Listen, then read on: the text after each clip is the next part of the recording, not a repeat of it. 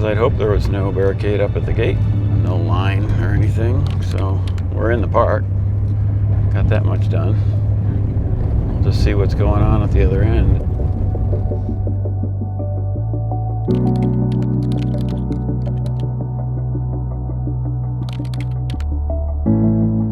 My name is Rick Wilking. I'm a photojournalist based in the Denver area. I primarily shoot for Reuters news agency. This is my 40th year I'm celebrating in the business. You know, working for a wire service like I have, it's been a lot of the front page news over that period of time. Traveling around in Air Force One with 3 different presidents. I'd fly to Africa if there was a hijack story, that kind of thing. I've gotten to the point where I could pack a suitcase for a 2-week-long trip in about 10 minutes. And it is very competitive. The wire services are all about beating the other guy. You thrive on that intensity. Hurricane Katrina was maybe one of the biggest stories I did. I was there for a number of weeks. The best pictures come from subjects that are comfortable with you being around. I'm with the news media out of Denver. Oh, yeah? Yeah, Rick Wilking's the name. My approach has always been, you don't even put your camera to your eye until you've talked to that person. Oh, you're doing a polar tracking, huh? And then you're going to get way better pictures than if you just sort of go marching in and start just shooting. I love the sign. Catching the moment, that's always been sort of the mantra of photojournalism.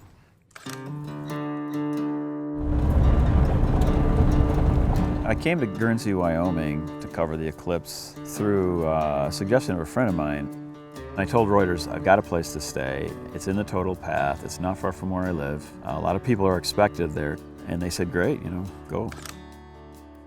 Totality is a word that most Americans have never heard of. Most people have never seen it before. Many people will never see it again. And so I knew there'd be a lot of attention paid to it. Can I get you to hold up one of the blacked out shirts? Yeah. I'm on assignment for Reuters in Denver. Wherever you see the news, those are our clients. So CNN, Time Magazine. Oh my God. Well, they're not exactly flocking into Guernsey yet. I expected to see the grocery stores wiped out. I thought that would be an interesting story, and they weren't. Gas stations to be out of gas, and they weren't. So I arrived here with 4 Sony A9 cameras, 2 remote cameras, and then I wanted 2 around my neck. I got into the Sony world probably 3 years ago. I think my first camera was an A7. So I was certainly attracted to it mostly for its form factor, and then they came out with A7R II. And when they came out with that camera, I said, all right, now this is something I could rely on as a primary camera. And I bought a couple of those, and I covered the whole presidential campaign last year with them. And quickly learned there were many, many advantages to the camera way beyond the form factor. To go from the DSLR to the mirrorless was a big change. I wanted the 1DX for its high-speed motor, but I wanted the 5D for its size. A9, both in one box. So the sun is nowhere near where I thought it was going to be. It's like exactly opposite of what I predicted. I wanted to know exactly where the sun was going to be in the sky so that I would know what kind of equipment I needed and where to put it. I didn't want to have to try to figure that out on the day. I used to have to travel with multiple cases of equipment. First you had to develop film in a hotel bathroom. Sometimes you do it in the trunk of your car. And then make a print and carry a typewriter to type a caption. Then try to go find a phone line. To the digital thing now where I can send a picture out of my camera while I'm shooting it live over Wi-Fi. If your competitor is doing that and you're not doing that, your picture's not going to make it into the newspaper. Transmitted 8 pictures from what I saw today. Not really exciting stuff, no prize winners there, but storytelling, which is what this is. It's about telling a story from beginning, middle, and end.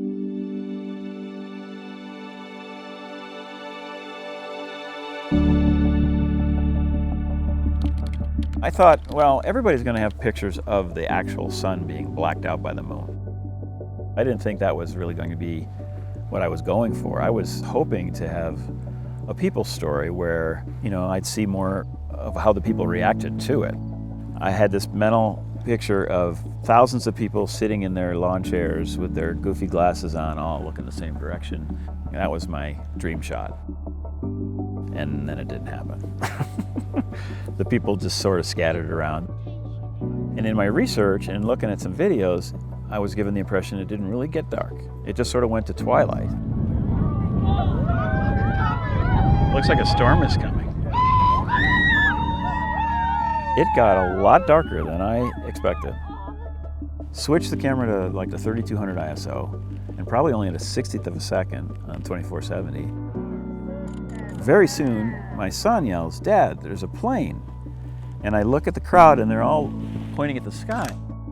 And I aimed it at the sun and I shot a couple frames and I thought, well, I don't see a plane. And then bam, this jet comes flying. Oh, you're kidding me. Run to the boat! Talking about all the planning that I did, the one thing I didn't plan for was a jet plane to go flying right through the eclipse at the moment of totality. What are the odds? It's gotta be there. Gotta be there. Holy cats. I don't think anybody else in the world is going to see a jet go by the eclipse. One nice thing about the EVFs is you can review the pictures through the viewfinder. And I click, and I got 2 frames out of focus. Bam, there's one that's sharp. I said, okay, I got something. I got to get on the wire right now. Boogie back to the area where I had my laptop and sat phone and everything else set up. That was a moment in time that was there for, I don't know, half a second maybe. I got as many frames out of that as I wanted. 20 frames a second. When you do need it, it's just unbelievable to have that option. Go, yes. Got that picture on the wire within 10 minutes. That picture got used globally, all over the place. And for good reason. I don't think there's another picture from this eclipse like it. That was a money shot for sure. Post-processing has gotten to the point where it's very, very minimal. And I think this is a good thing. Any publication can do anything they want to a photo, but an agency like Reuters has a reputation to uphold of reality, of truth. And I think photojournalism is the last bastion of preserving reality. For all the effort and research and the months of planning and everything else, I could not be happier with the way it worked out for me here. There's a lot of moving pieces to this thing, just from the technical standpoint, and then there's all the unknowns.